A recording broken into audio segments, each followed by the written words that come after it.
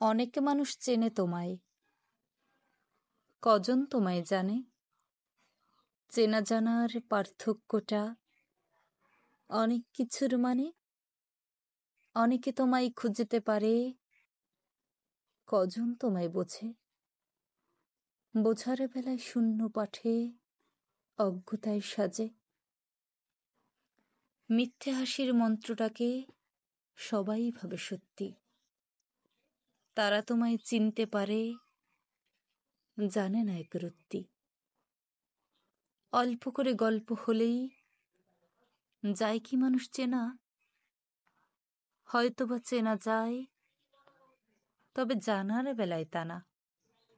চেনা চোখে দৃষ্টিগোচর হতেই পারে ভীষণ, জানতে হলে চিনতে হবে, এটাই সমীকরণ।